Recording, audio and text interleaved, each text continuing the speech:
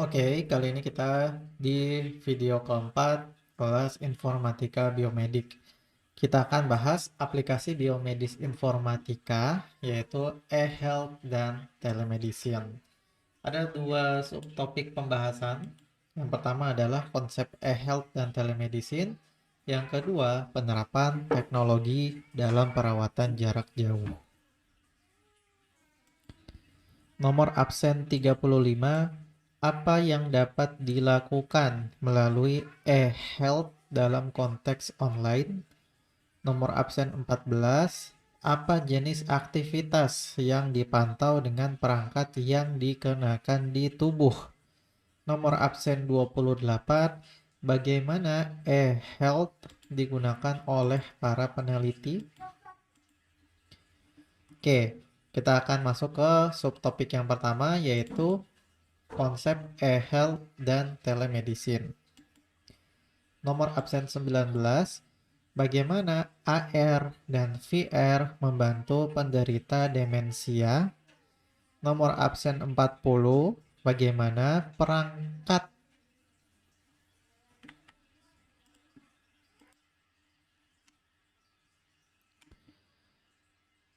Mohon maaf, saya ulangi. Nomor absen 40, bagaimana medical alert bracelet membantu dalam pemantauan kesehatan? Nomor absen 21, apa dampak negatif dari e-health terkait jangkauan wilayah?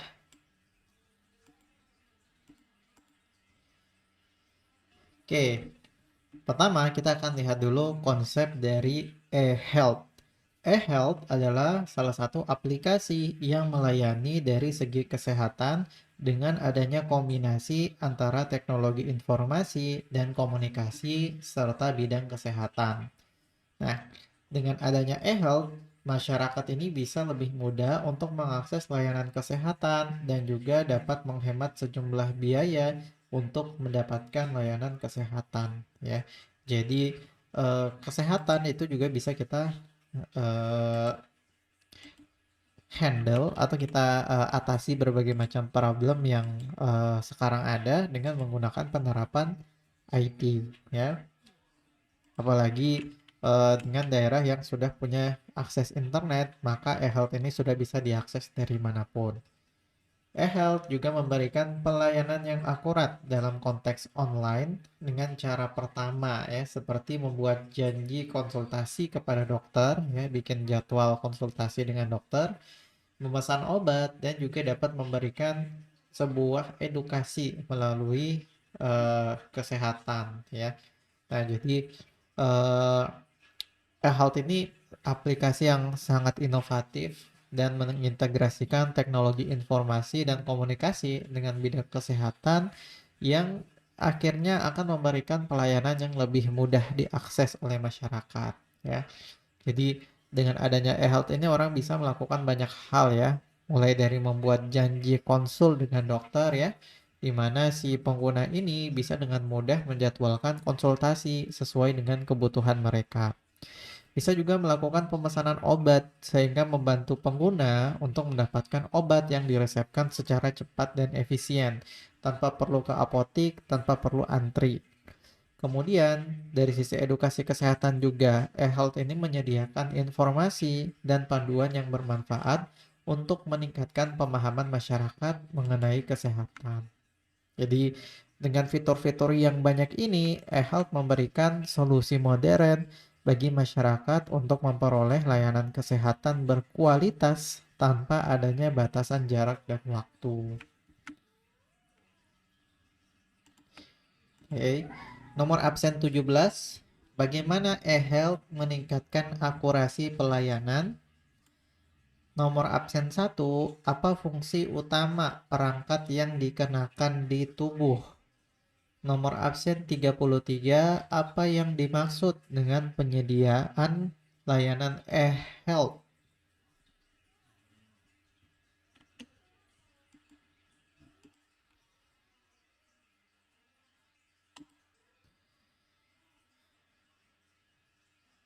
Oke, kemudian jenis layanan e-health. Yang pertama ada e-health penyedia layanan kesehatan. Salah satu contoh penyediaannya seperti mencakup dalam institusi edukasi terhadap medis. Hal ini diterapkan dan digunakan secara efektif melalui adanya webinar seperti Zoom meeting ataupun modul pembelajaran online lainnya terhadap sarana edukasi yang mendalami tentang kesehatan. Nah, jadi ini adalah eh, jenis layanan e-health yang pertama, yaitu untuk penyedia layanan kesehatan, ya. Jadi dia mencakup aspek edukasi medis, ya. Jadi salah satu bentuk penerapannya adalah melalui institusi yang menyediakan edukasi terkait bidang kesehatan. Nah, teknologi ini bisa dimanfaatkan secara efektif untuk mendukung pembelajaran dan pelatihan medis melalui berbagai platform digital. Nah, yang kedua ada e-health untuk konsumen. Biasanya digunakan untuk melayani dan memberikan informasi lebih detail terhadap masyarakat yang telah ditata melalui beberapa web seperti misalnya klikdokter.com, ya. Nah, hal tersebut akan sangat berguna sekali untuk para masyarakat yang ingin mengkonsultasi dengan dokter secara pribadi atau online, atau masyarakat yang ingin melakukan pemeriksaan lab bahkan dapat memesan ambulans secara online, ya. Jadi dirancang untuk memberikan kemudahan dan aksesibilitas dalam memperoleh layanan kesehatan secara personal dan efisien, ya. Eh, Beberapa layanan yang ditunjukkan untuk konsumen, ya, eh, itu mulai dari meliputi yang pertama ini, ya, ada konsultasi dokter secara pribadi, ya. Jadi konsumen bisa berkonsultasi langsung dengan dokter tanpa harus datang ke klinik atau rumah sakit, sehingga lebih praktis dan juga lebih hemat waktu, tidak perlu antri dan lain sebagainya. Kedua, kemudian bisa juga lakukan pemeriksaan laboratorium. Layanan ini memungkinkan konsumen untuk menjadwalkan pemeriksaan laboratorium secara online. Bahkan beberapa platform itu ada yang menawarkan pengambilan sampel langsung di rumah. Kayak ketika COVID kemarin juga ada, ya. Kemudian ada pemesanan ambulans juga. Dalam situasi darurat, konsumen ini bisa pesan ambulans melalui aplikasi atau website e-health dan memastikan bantuan tiba lebih cepat. Ya, fitur-fitur ini memberikan solusi yang lebih detail dan terorganisir bagi konsumen untuk mengelola kebutuhan kesehatan mereka secara nyaman dan efisien. Jenis layanan yang ketiga adalah layanan untuk para peneliti. Nah, pemanfaatan ini digunakan seperti memproses data kesehatan, ya. Contohnya seperti adanya tren pandemi COVID-19 kemarin. Cakupan datanya dapat digunakan sebagai eh, kebijakan pengobatan, ya. Jadi eh, mulai pertama dari analisis tren pandemi, ya. Kalau contoh kasus di COVID kemarin, ya. Misalnya memahami pola penyebaran virus COVID itu, kemudian prediksi jumlah kasus dan tingkat kesembuhan, ya. Bisa juga dampaknya ke kebijakan pengobatan, ya. Jadi data yang diolah ini dapat membantu dalam menentukan kebijakan medis yang paling efektif, seperti misalnya distribusi vaksin atau penyediaan obat. Bisa juga untuk pengembangan penelitian. Jadi informasi yang terkumpul itu dapat digunakan untuk penelitian yang lebih lanjut. Misalnya dalam mengembangkan metode pengobatan baru atau studi dampak jangka panjang dari pandemi, ya. Jadi dengan adanya e-health ini, para peneliti itu bisa memanfaatkan data kesehatan secara optimal untuk menghasilkan temuan baru nih yang bermanfaat bagi masyarakat dan mendukung kebijakan kesehatan yang lebih baik. Nomor absen 22, bagaimana e-health berperan dalam penanganan pandemi? Nomor absen 18, siapa yang bisa mendapat manfaat dari penerapan AR dan VR? Nomor absen 29, mengapa AI dapat meningkatkan ketelitian dalam proses operasi?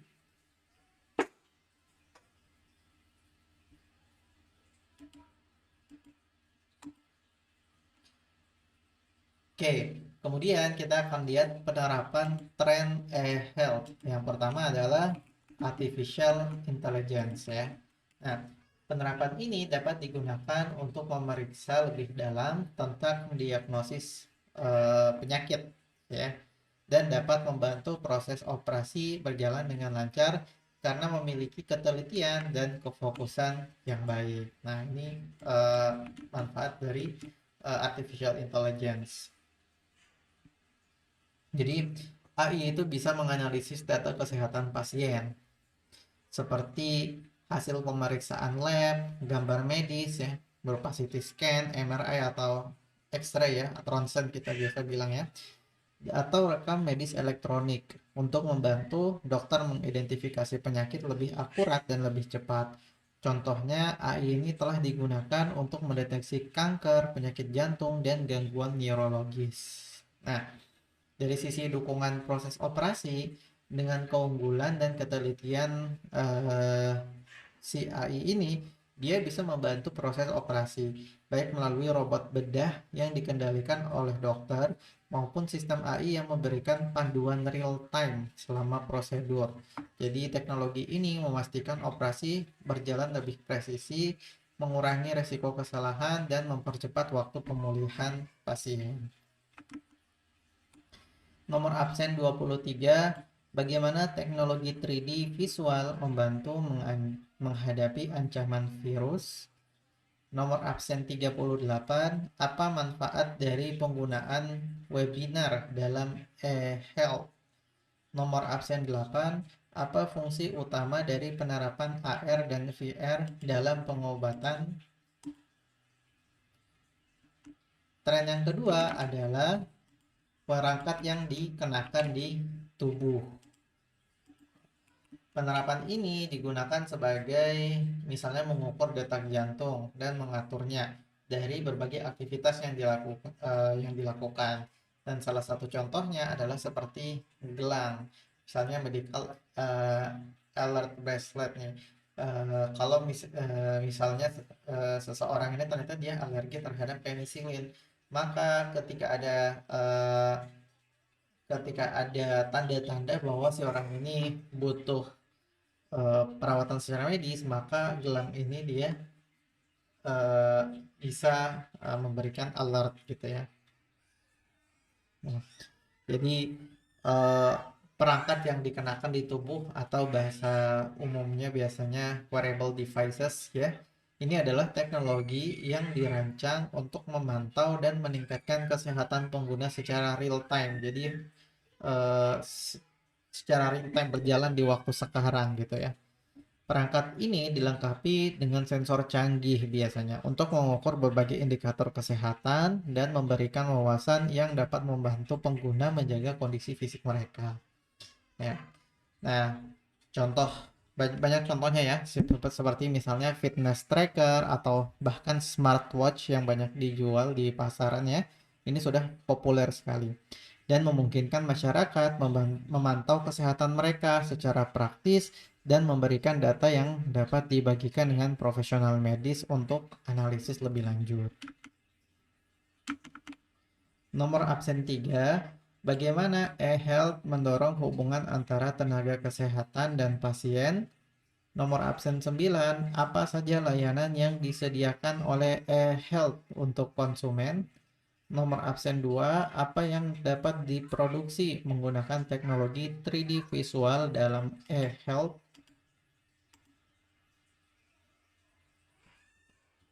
Nah, selanjutnya adalah AR dan VR. Nah, penerapan ini dapat digunakan untuk mengobati secara tidak langsung ya, penggunaan AR dan VR ini. Nah, seperti bagi penderita demensia karena lansia akan dapat mengembalikan ingatan dari adanya waktu bisikan suara dan peristiwa masa lalu yang tidak dapat dilupakan. Jadi kita bisa memvisualisasikan peristiwa masa lalu yang sekiranya bisa mengembalikan ingatan dari si pasien tersebut ya. Bisa juga dengan bisikan suara ya. Misalnya suara keluarga, suara teman, atau orang yang tercinta, itu bisa kita masukkan ke dalam simulasi. Sehingga si pasien ini mendapat pengalaman emosional yang mendalam dan dia bisa merasa lebih nyaman. Nah, atau bahkan AR ini bisa memproyeksikan augmented reality ya, bisa memproyeksikan gambar atau video dari peristiwa yang signifikan dalam hidup pasien ya. Misalnya seperti pada saat pernikahan, kelahiran anak, atau liburan untuk kembali membangkitkan kenangan positifnya gitu. Nah, jadi bagi penderita demensia ini tidak hanya eh, membantu mengembalikan memorinya saja, bahkan bisa memberikan dampak emosional yang positif, meningkatkan kualitas hidup, dan mengurangi gejala stres atau kecemasan pada pasien. Nah, ini ada contoh ya.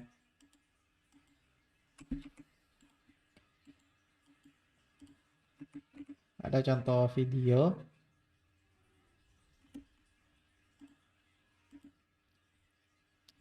Oke, maaf tapi sepertinya tidak bisa di play.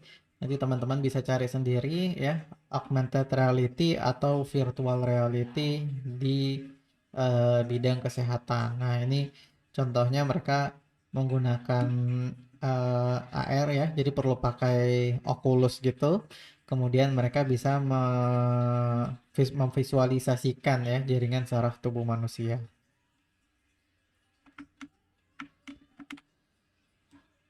Nomor absen 24. Contoh perangkat yang dikenakan di tubuh apa yang disebutkan pada eh, pembahasan kita. Nomor absen 25. Apa manfaat penerapan AI dalam diagnosis penyakit? Nomor absen 26. Apa peran AI dalam proses medis secara umum? Nah, selanjutnya kita akan lihat dampak dari e-health ya.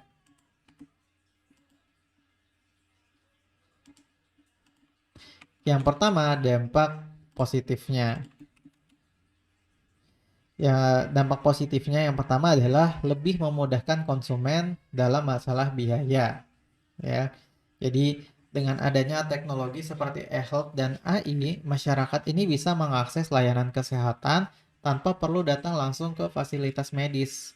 Hal ini mengurangi biaya transportasi, waktu tunggu, dan konsultasi, sehingga layanan kesehatan menjadi lebih terjangkau. Yang kedua adalah ruang lingkup pelayanan kesehatan yang luas. Jadi, teknologi ini memungkinkan pelayanan kesehatan menjangkau masyarakat di berbagai lokasi, termasuk daerah terpencil. Ada juga konsultasi online, pengiriman obat, dan pemantauan pasien jarak jauh yang dapat dilakukan dengan mudah. Jadi, memastikan akses yang merata untuk semua lapisan masyarakat. Nah, yang ketiga, dampak positifnya adalah mendorong terjadinya hubungan yang baik antara tenaga kesehatan dan pasien, ya. Juga dapat mendorong adanya pertukaran informasi dalam lembaga-lembaga kesehatan, ya. Jadi, sistem digital ini dia memungkinkan lembaga kesehatan berbagi data secara cepat dan aman. Informasi terkait pasien, diagnosis, atau metode pengobatan ini bisa diakses oleh berbagai pihak yang berwenang, sehingga bisa meningkatkan kolaborasi dalam memberikan layanan medis yang optimal.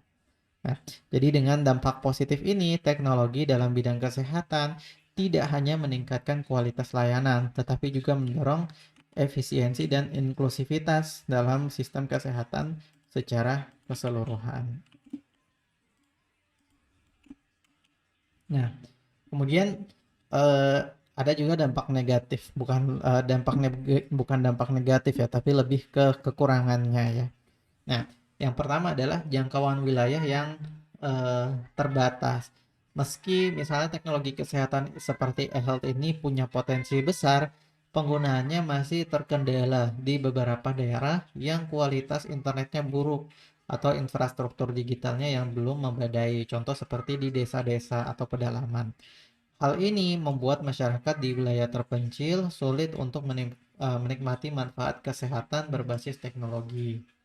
Nah, kekurangan yang kedua adalah keterbatasan akses bagi orang yang gegap teknologi atau gaptek ya. Karena tidak semua orang, ya, terutama kelompok lansia atau mereka yang kurang familiar dengan teknologi, ini mereka biasanya tidak mampu menggunakan layanan kesehatan yang berbasis digital, ya. Nah, ketergantungan pada aplikasi atau perangkat canggih ini menjadi hambatan bagi mereka, sehingga mungkin merasa kesulitan atau enggan untuk memanfaatkan teknologi ini. Nah, meskipun teknologi kesehatan ini dia menawarkan solusi yang modern ya, tapi tantangan ini perlu diatasi dengan misalnya menyediakan pelatihan kah, atau peningkatan infrastruktur internet, atau pendekatan yang inklusif supaya semua lapisan masyarakat itu bisa merasakan manfaatnya. Nomor absen 39, apa jenis layanan kesehatan yang dapat diakses secara online melalui e-health? Nomor absen 12, apa keuntungan menggunakan perangkat yang dikenakan di tubuh? Nomor absen 11, bagaimana e-health diterapkan dalam bidang edukasi medis?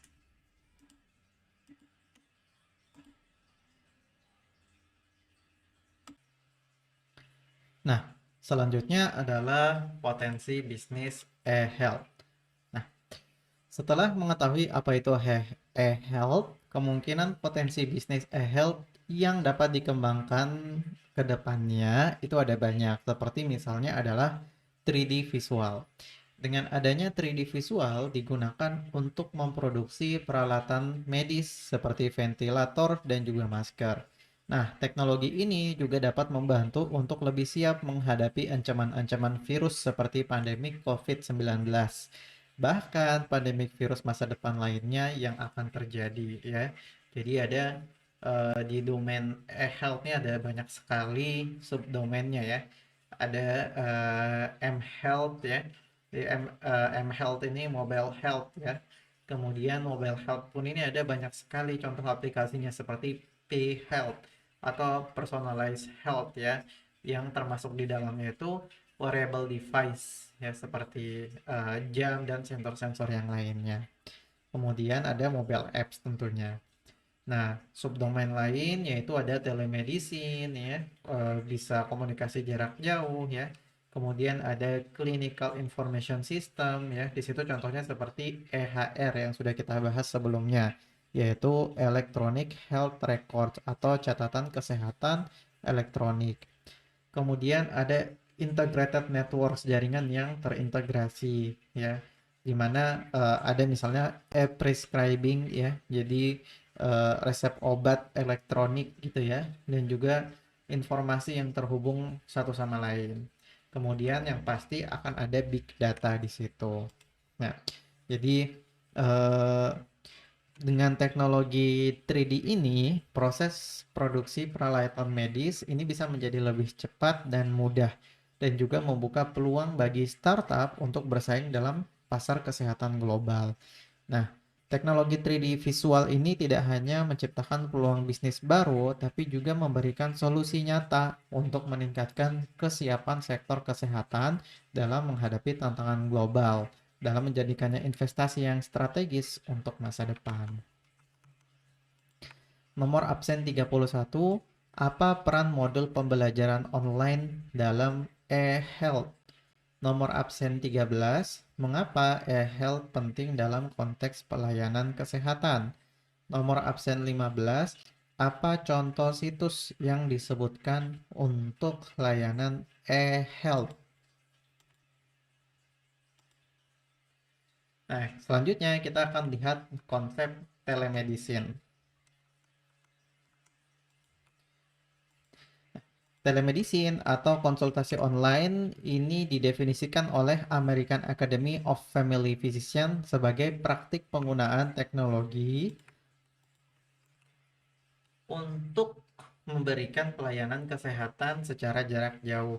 Seorang dokter di suatu tempat menggunakan teknologi komunikasi untuk melayani pasien yang berada di tempat lain. Ya, jadi Cara kerjanya adalah seorang dokter di satu lokasi bisa melakukan konsultasi medis dengan pasien yang berada di lokasi lain melalui platform komunikasi ya, entah itu website kah atau sebuah aplikasi mobile ya, yang dirancang khusus untuk konsultasi kesehatan. Nah, dokter bisa mengevaluasi kondisi pasien, kemudian memberikan diagnosis awal dan meresepkan obat jika diperlukan, tanpa pasien harus datang langsung ke fasilitas kesehatannya. Keuntungannya tentu ada banyak ya. Yang pertama ada efisiensi waktu dan biaya, di mana pasien tidak perlu melakukan perjalanan jauh untuk bertemu dokter, menghemat biaya transportasi dan waktu tunggu. Yang kedua adalah aksesibilitas, di mana pasien di daerah terpencil ini dapat dengan mudah mendapatkan layanan medis yang berkualitas selama bisa punya akses internet. Kemudian, kemudahan penggunaan, di mana dengan aplikasi atau platform yang ramah pengguna, layanan ini bisa diakses kapan saja dan di mana saja. Jadi telemedicine ini menjadi solusi yang relevan, terutama dalam situasi pandemi atau kondisi darurat, di mana interaksi fisik antara dokter dan pasien ini perlu diminimalkan. Hal ini juga merupakan salah satu inovasi dalam e-health yang terus berkembang dan berpotensi memperbaiki kualitas layanan kesehatan secara global. Nomor absen 37, apa itu e-health? Nomor absen 4, apa dampak positif dari e-health bagi konsumen? Nomor absen 5, apa manfaat utama e-health bagi masyarakat? Nah, menurut WHO, praktik telemedicine ini bisa dibedakan menjadi dua, yakni asinkronis dan sinkronis. Perbedaan keduanya terletak pada pengiriman data terkait yang diperlukan dalam konsultasi online. Jadi dibagi menjadi dua, yaitu asinkronus dan sinkronus. Nah, eh, dengan telemedicine asinkronis, data pasien bisa dikirim lewat email kepada dokter. Lalu dokter mempelajari data itu untuk kemudian menyampaikan diagnosis. Sedangkan telemedicine sinkronis dilakukan dengan cara interaktif secara langsung, misalnya lewat video call. Jadi baik dokter maupun pasien bisa berinteraksi secara langsung, secara real time untuk saling bercakap konsultasi. Meski demikian, data pasien juga bisa lebih dulu dikirim ke dokter untuk dijadikan dasar diagnosis yang melengkapi konsultasi online. Jadi sebelum konsultasi, biar sudah jelas problemnya apa, bisa dikirimkan dulu datanya ya. Seperti misalnya eh, pasiennya ini mengirimkan hasil tes laboratorium atau gambar medis seperti ronsen atau MRI atau riwayat kesehatan pasien itu bisa juga di input melalui platform online. Nah, eh, kalau yang pertama asinkronus ya, asinkronis ini tentu ada keunggulan dan keterbatasannya ya. Jadi kalau keunggulan dari asinkronis ini dia tentu tidak memerlukan interaksi langsung secara real time sehingga lebih fleksibel untuk pasien dan dokter. Kalau mau dijawab ketika dokternya lagi free itu boleh. Kemudian cocok untuk kasus yang tidak membutuhkan penanganan yang segera, jadi tidak mendesak. Nah, keterbatasannya adalah tidak dapat memberikan respon darurat atau konsultasi yang mendesak ya, karena tadi akan dibalas ketika dokter ataupun pasien ini punya waktu yang free. Kemudian untuk yang kedua, yang sinkronis, tentu ada keunggulan dan keterbatasannya juga. Misalnya seperti keunggulannya seperti interaksi langsung ini memungkinkan dokter untuk memberikan penilaian yang lebih mendetail dan bisa segera didapatkan ya. Kemudian cocok untuk kondisi yang membutuhkan perhatian medis segera. Keterbatasannya tentu memerlukan koneksi internet yang stabil ya, dan juga jadwal yang sinkron antara dokter dan pasien. Jadi harus tentukan jadwal juga. Nah, dengan adanya dua pendekatan ini, telemedicine memberikan fleksibilitas dalam layanan kesehatan dan memungkinkan pasien dan dokter memilih metode yang paling sesuai dengan kebutuhan dan kondisi masing-masing. Kombinasi antara asinkronis dan sinkronis juga sering digunakan untuk meningkatkan efektivitas dan akurasi konsultasi medis. Nomor absen 20, apa manfaat utama e-health bagi masyarakat? Nomor absen 36, apa yang dapat dipulihkan oleh AR dan VR bagi penderita demensia? Nomor absen 32, apa keuntungan utama penggunaan AI dalam diagnosis?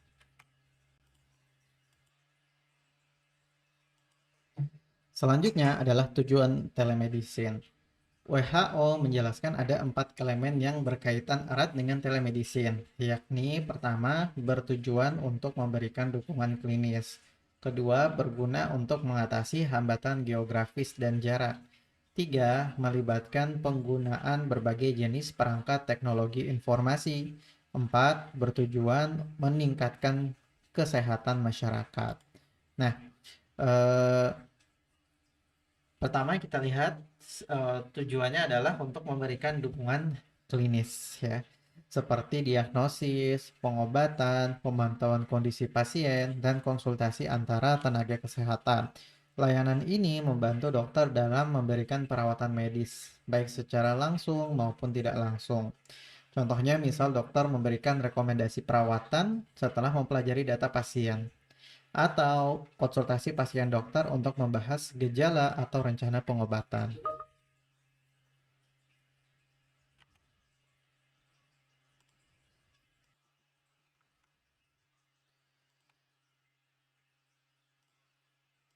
Oke, kemudian eh, telemedicine berguna untuk mengatasi hambatan geografis dan jarak. Ya.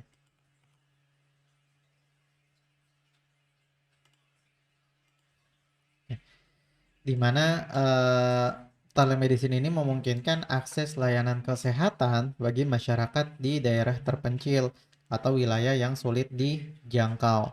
Dengan teknologi ini, hambatan jarak dapat diminimalkan sehingga pasien tetap dapat menerima layanan medis berkualitas tanpa harus bepergian jauh. Contoh misalnya pasien di desa terpencil bisa konsultasi dengan dokter spesialis di kota melalui video call. Dan dokter dapat mengawasi kondisi pasien melalui perangkat monitoring jarak jauh. Nomor absen 30, bagaimana e-health memfasilitasi konsultasi dengan dokter? Nomor absen 34, bagaimana AI membantu dalam proses operasi? Nomor absen 6, apa tujuan utama dari penggunaan AR dan VR dalam konteks kesehatan? Lanjut, elemen ketiga adalah melibatkan penggunaan berbagai jenis perangkat teknologi informasi, di mana telemedicine memanfaatkan teknologi informasi dan komunikasi seperti smartphone, laptop, perangkat medis berbasis IoT, aplikasi kesehatan, hingga sistem manajemen data pasien. Contoh, aplikasi kesehatan yang menyediakan layanan konsultasi dokter, ya, atau alat kesehatan yang dapat mengirimkan data pasien seperti detak jantung atau tekanan darah secara online. Elemen keempat, telemedicine bertujuan meningkatkan kesehatan masyarakat. Jadi telemedicine memiliki misi utama untuk meningkatkan kualitas kesehatan masyarakat dengan memberikan layanan yang lebih mudah diakses, efektif, dan efisien. Selain itu, teknologi ini juga membantu dalam edukasi kesehatan dan pencegahan penyakit. Contoh, penyebaran informasi kesehatan melalui platform digital untuk edukasi masyarakat atau konsultasi cepat untuk pencegahan komplikasi penyakit. Jadi keempat elemen ini menunjukkan bahwa telemedicine tidak hanya sekedar alat komunikasi, tetapi juga sebuah solusi yang dirancang untuk menjawab kebutuhan kesehatan masyarakat secara holistik dan inklusif. Nomor absen 16, Apa contoh penggunaan data kesehatan dalam e-health untuk para peneliti? Nomor absen 7, apa yang dimaksud dengan pemanfaatan data tren pandemi dalam e-health? Nomor absen 27, apa manfaat pemrosesan data kesehatan bagi para peneliti? Oke, kemudian selanjutnya adalah fungsi telemedicine. Yang pertama, mempercepat dan memudahkan sistem rujukan, ya. Jadi telemedicine ini memungkinkan dokter atau tenaga kesehatan melakukan konsultasi awal dan memberikan rujukan ke fasilitas kesehatan yang sesuai tanpa memerlukan pasien untuk datang langsung. Sistem ini mempercepat proses rujukan dengan memastikan data pasien sudah tersedia saat tiba di fasilitas tujuan. Contohnya, dokter di puskesmas mengirim data pasien ke rumah sakit sebelum pasien dirujuk untuk perawatan lebih lanjut.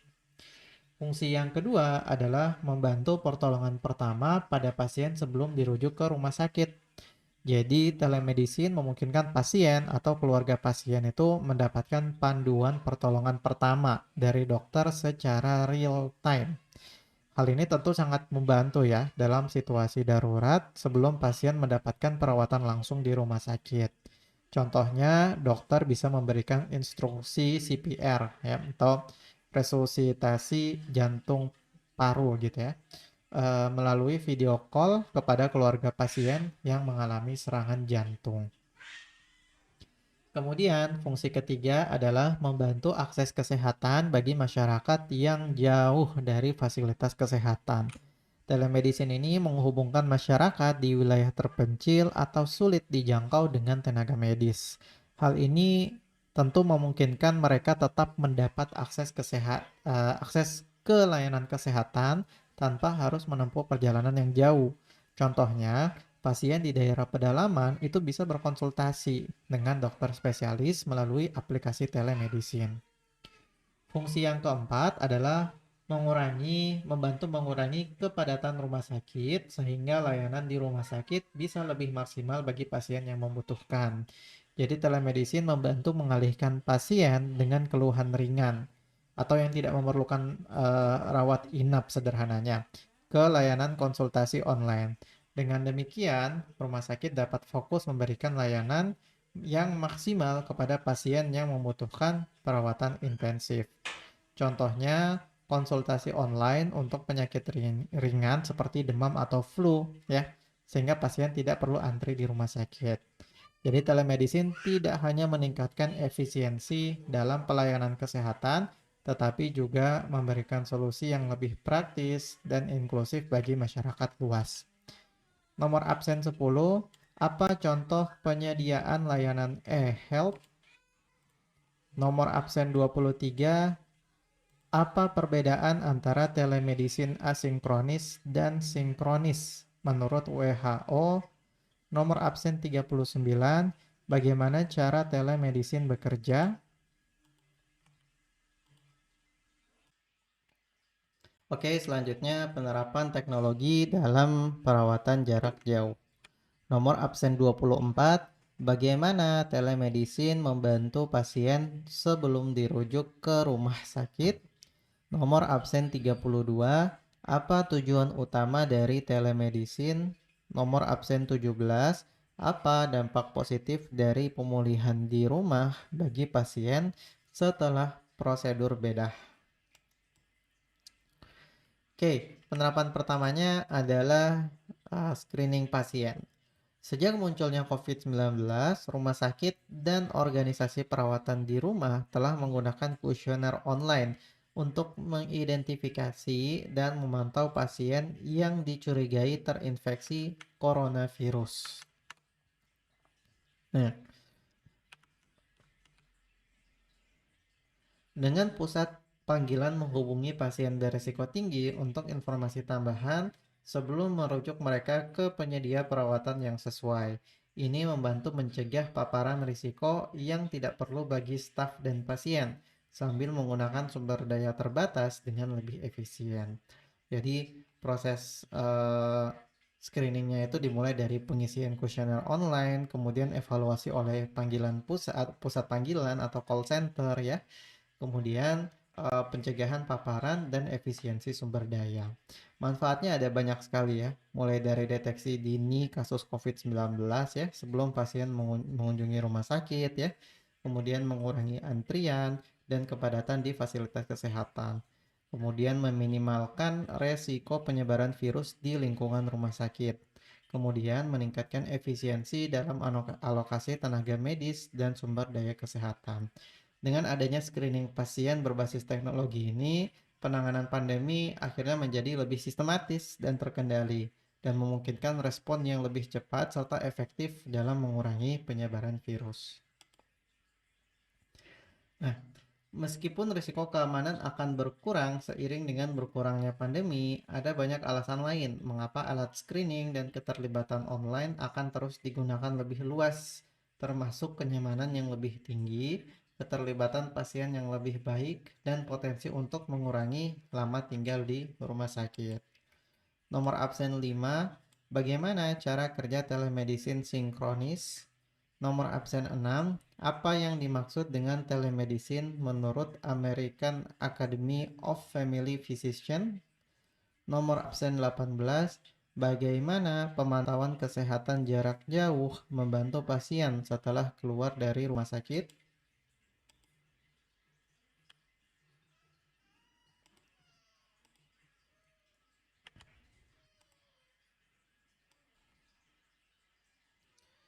Oke, sebagai contoh, pelatihan gaya hidup online bisa membantu pasien agar dalam kondisi fisik yang lebih baik sebelum menjalani prosedur bedah yang biasanya memerlukan tinggal di rumah sakit beberapa hari ya. Jadi sudah ada pelatihan online lebih dulu gitu ya. Nah, jadi misalnya pasien yang akan menjalani operasi ini bisa mengikuti program pelatihan gaya hidup online untuk meningkatkan kondisi fisik mereka sebelum prosedur ya. Program ini bisa mencakup pelatihan fisik ringan, konsultasi gizi, serta manajemen stres yang semuanya berkontribusi pada pemulihan yang lebih cepat setelah operasi. Kemudian, dengan pemantauan kesehatan jarak jauh sebagai jaring pengaman setelah keluar dari rumah sakit, pasien mungkin bisa pulang lebih awal untuk pemulihan di rumah. Jadi setelah menjalani prosedur medis, pasien bisa menggunakan perangkat pemantauan kesehatan digital untuk mengukur kondisi vital mereka. Kemudian seperti tekanan darah ya, kadar oksigen atau detak jantung. Dokter juga bisa memantau kondisi pasien secara real time dan memberikan saran tanpa harus melakukan kunjungan langsung ke rumah sakit. Nah, dengan adanya sistem ini, pasien yang dalam kondisi stabil bisa pulang lebih awal dan menjalani pemulihan di rumah, sehingga mengurangi risiko infeksi di rumah sakit dan mengoptimalkan kapasitas fasilitas kesehatan. Nomor absen 3, bagaimana cara kerja telemedicine asinkronis? Nomor absen 27, apa yang akan menjadi bagian besar dari pemantauan pasien jarak jauh? Nomor absen 36, apa manfaat kuesioner online dalam mencegah paparan risiko bagi staf dan pasien? Jadi manfaat screening dan pemantauan jarak jauh ini ada banyak ya. Mulai dari meningkatkan kesiapan pasien sebelum prosedur medis. Kemudian mengurangi risiko komplikasi pasca operasi dengan pemantauan yang berkelanjutan. Kemudian juga mempercepat kepulangan pasien dari rumah sakit sehingga menghemat biaya dan mengurangi kepadatan fasilitas kesehatan dan juga meningkatkan kenyamanan pasien dengan memungkinkan pemulihan dari rumah. Jadi kalau di rumah biasanya lebih uh, sedikit stresnya ya ketimbang di rumah sakit terus-terusan. Nah, dengan kemajuan teknologi e-health seperti telemedicine dan perangkat pemantauan kesehatan ini, screening pasien sekarang bisa dilakukan dengan lebih efektif, efisien, dan personal, sehingga memberikan pengalaman perawatan yang lebih baik bagi pasien dan tenaga medis. Nomor absen 1, apa yang terlibat dalam penggunaan telemedicine menurut WHO? Nomor absen 11, apa tujuan utama dari telemedicine menurut WHO? Nomor absen 16, apa manfaat dari virtualisasi proses check-in dalam pelayanan kesehatan?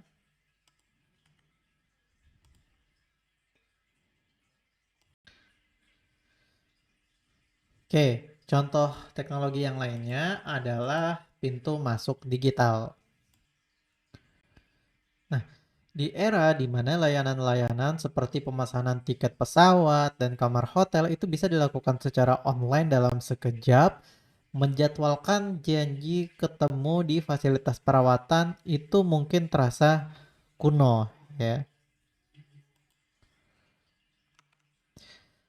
Padahal hal tersebut juga bisa dilakukan untuk pelayanan kesehatan, ya. Mulai dari konsep pintu masuk digital, di mana ini memungkinkan pasien untuk menjadwalkan janji temu, mengakses informasi medis, hingga melakukan pembayaran secara mandiri, ya. Sama seperti dengan layanan pemesanan tiket pesawat, ya, atau hotel tadi.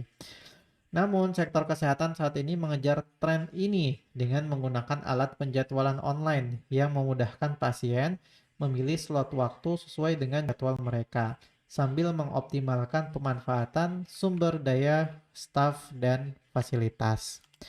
Nomor absen 38, apa konsep ruang tunggu virtual dalam konteks layanan kesehatan?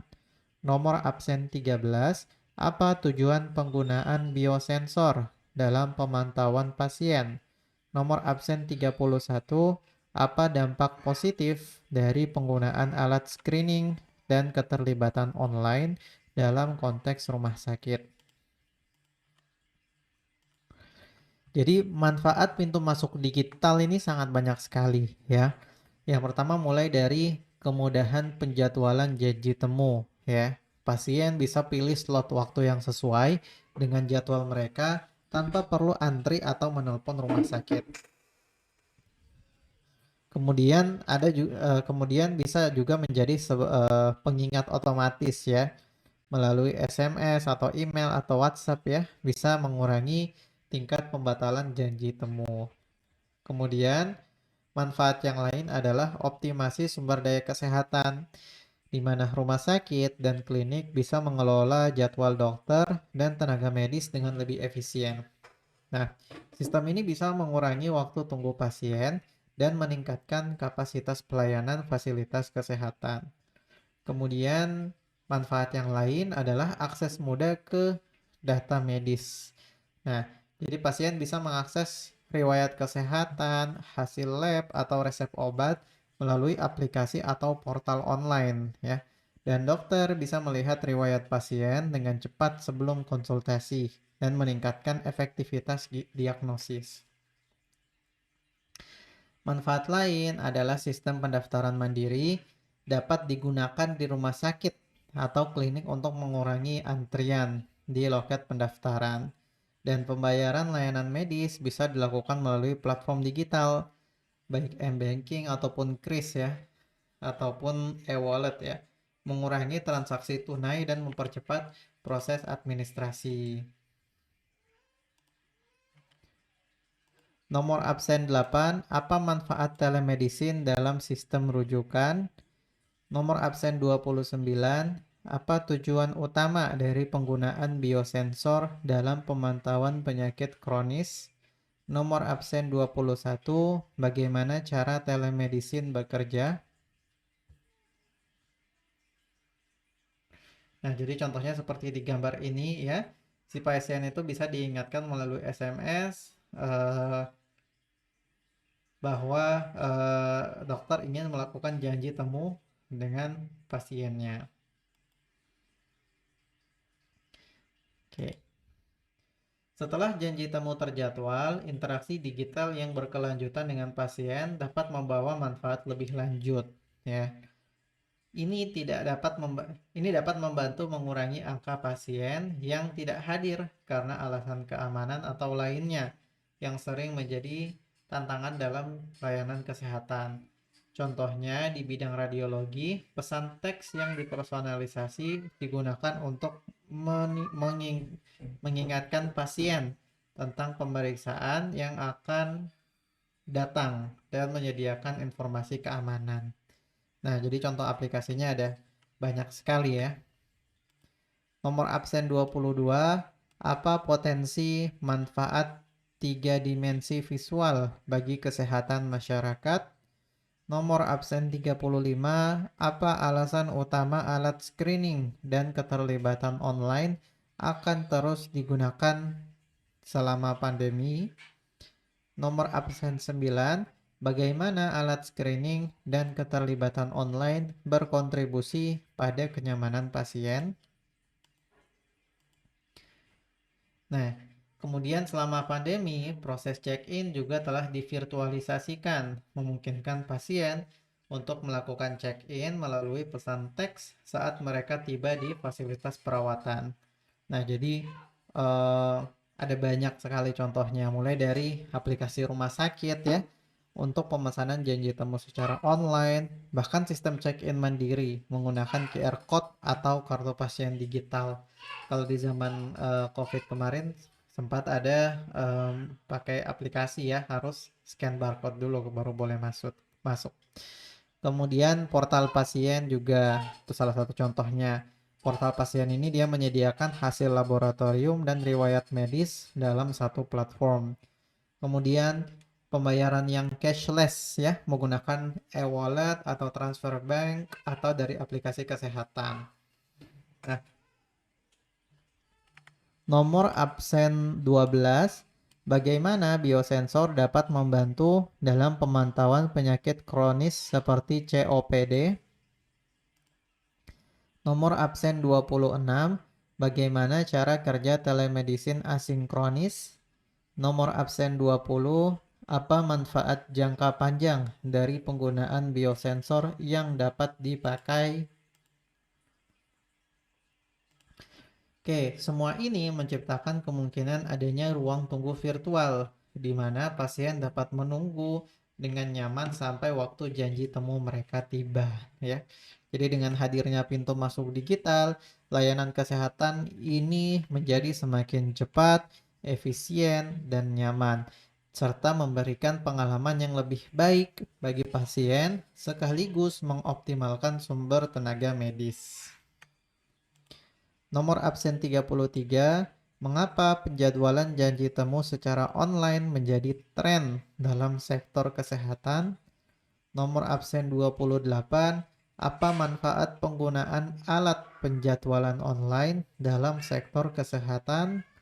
Nomor absen 10, apa dampak positif telemedicine bagi rumah sakit?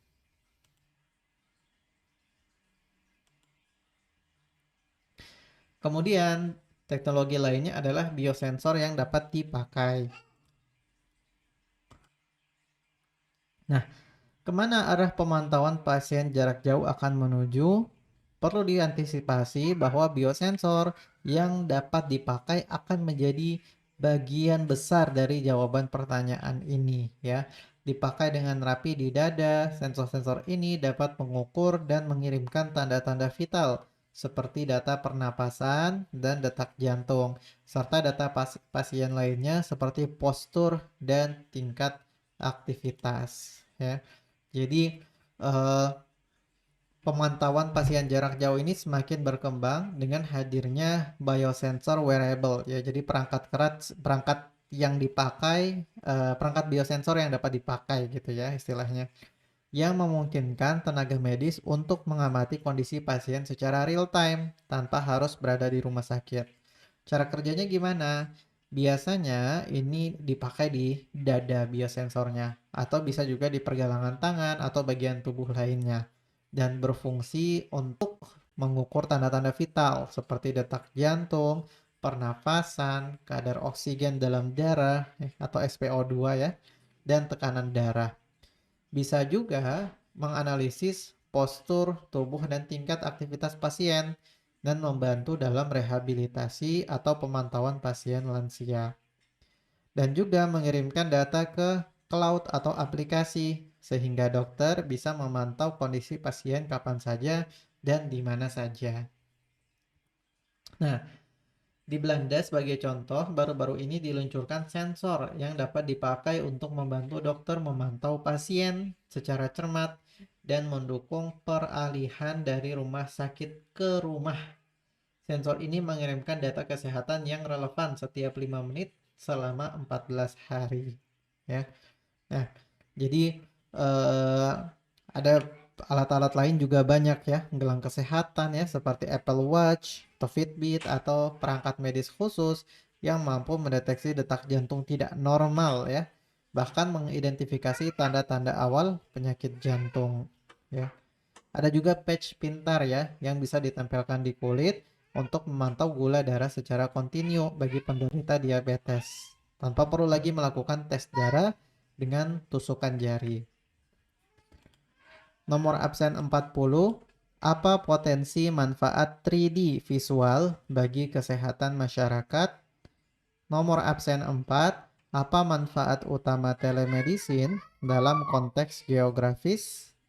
Nomor absen 30, bagaimana pusat panggilan berperan dalam proses screening? Saya ulangi lagi ya, nomor absen 30, bagaimana pusat panggilan berperan dalam proses screening?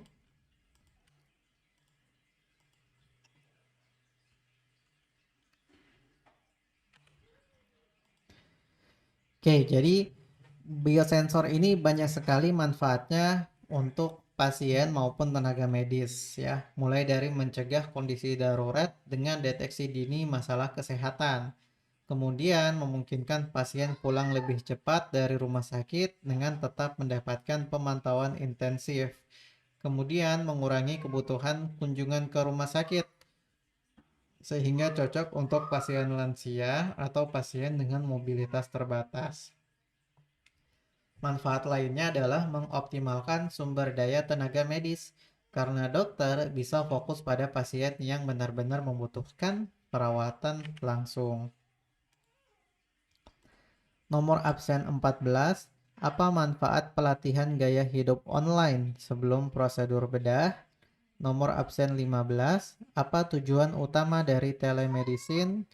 Nomor absen 34, apa yang dimaksud dengan telemedicine menurut American Academy of Family Physicians?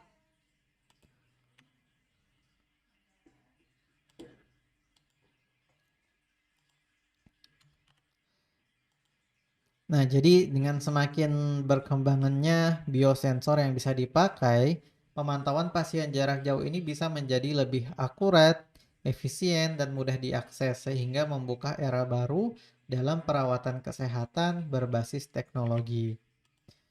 Nomor absen 37, apa dampak dari penggunaan alat penjadwalan online terhadap fasilitas perawatan? Nomor absen 7, apa perbedaan antara telemedicine asinkronis dan sinkronis menurut WHO?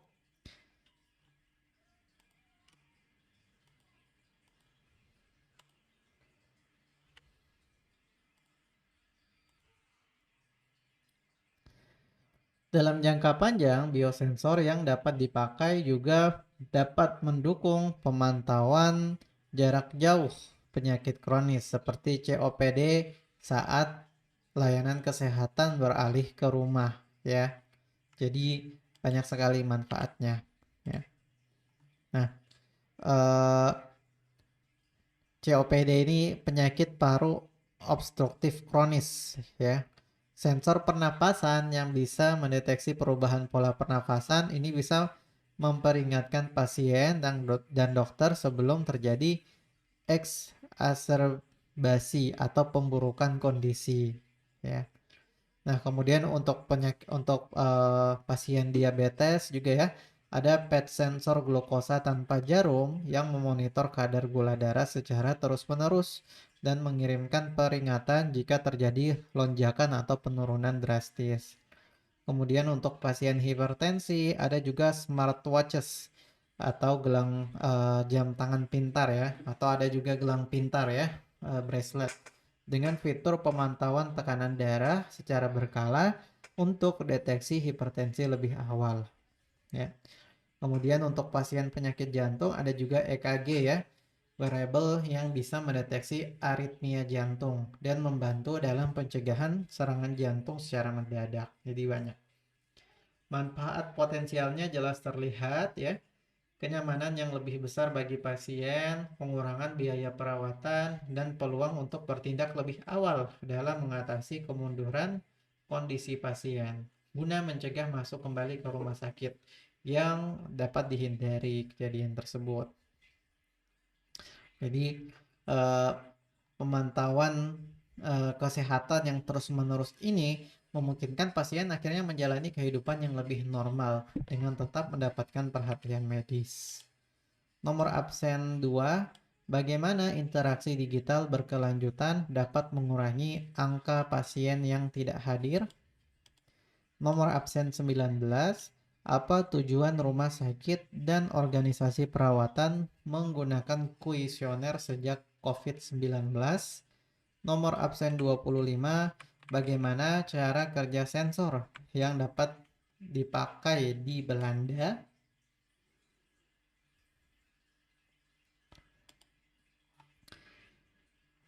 Nah, jadi dengan kemajuan ini, biosensor yang dapat dipakai tidak hanya mengubah cara kita memantau kesehatan, tetapi juga membuka jalan menuju perawatan kesehatan yang lebih proaktif, personal, dan efisien.